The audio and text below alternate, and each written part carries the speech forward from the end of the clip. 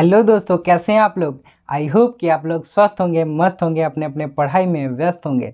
तो दोस्तों, आज हम लोग इस वीडियो में 10वीं कक्षा का जो पहला चैप्टर है वास्तविक संख्याएं, उसका उदाहरण नंबर 7 बनाने वाले हैं, जिसमें कह रहा है सवाल में कि अभाज्य गुणनखंड विधि से 96 और 404 का हमें एचसीएफ एलसीएम निकालना है। तो ये काफ़ी आसान सवाल है। तो चलिए इस सवाल को सॉल्व करते हैं, लेकिन उससे पहले अगर अभी तक आपने मेरा चैनल सब्सक्राइब नहीं किया है तो जाइए चैनल को पहले सब्सक्राइब कीजिए, और वीडियो अगर अच्छा लगे तो वीडियो को लाइक कीजिए, दोस्तों के साथ शेयर कीजिए। तो चलिए सवाल के ऊपर आते हैं।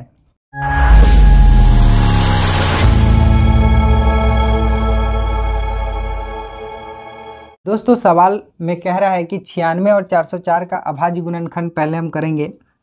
96 का और 404 का अभाज्य गुणनखंड सबसे पहले करते हैं। 2 से लगाएंगे तो यह आएगा 48, फिर 2 से अगर लगाते हैं तो आता है 24, 2 से अगर लगाते हैं तो 12, 2 से 6, 2 से 3 और 3 से 1।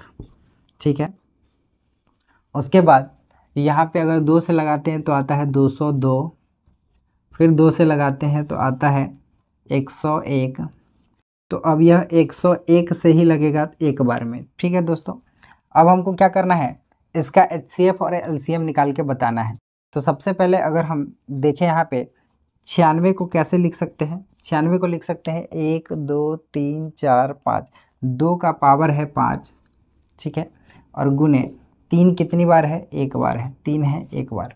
वहीं पे 404 जो है 404, इसको कैसे लिखा जा सकता है, तो 2 है 2 बार, और वहीं पे 101 जो है वो है एक बार। ठीक है, 101 है एक बार।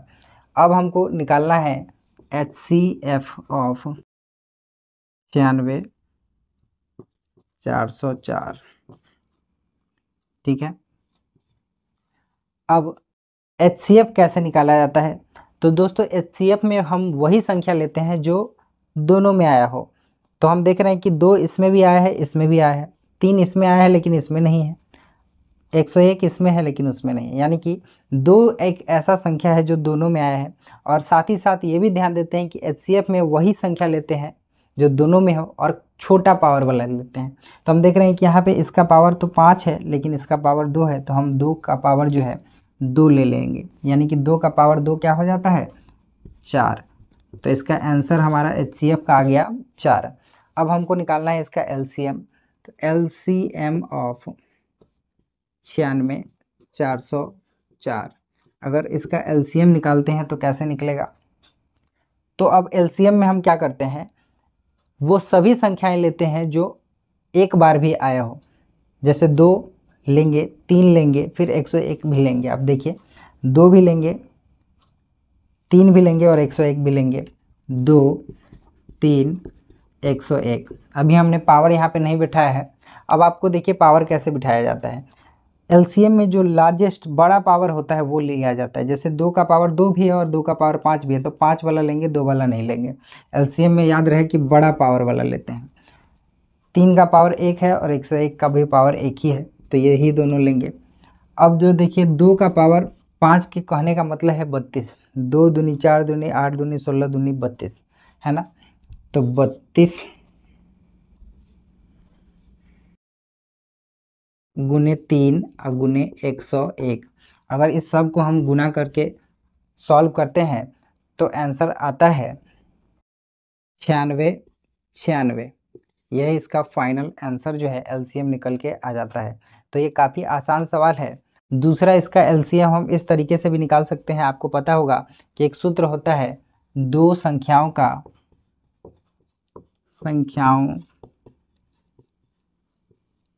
का गुना बराबर एचसीएफ गुना एलसीएम। इस सूत्र पे भी हम इसको चाहे तो बना सकते थे।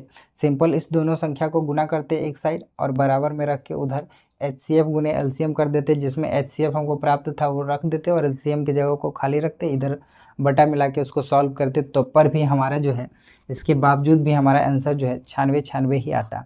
तो इस प्रकार दोस्तों ये काफ़ी आसान सवाल था। आप इसको देख सकते हैं, आप इसका स्क्रीनशॉट भी ले सकते हैं। तो दोस्तों आई होप कि मैंने जो आपको समझाया आपको बिल्कुल बढ़िया से समझ में आया होगा। दोस्तों अगर अभी तक आपने मेरा चैनल सब्सक्राइब नहीं किया है तो जाइए चैनल को सब्सक्राइब।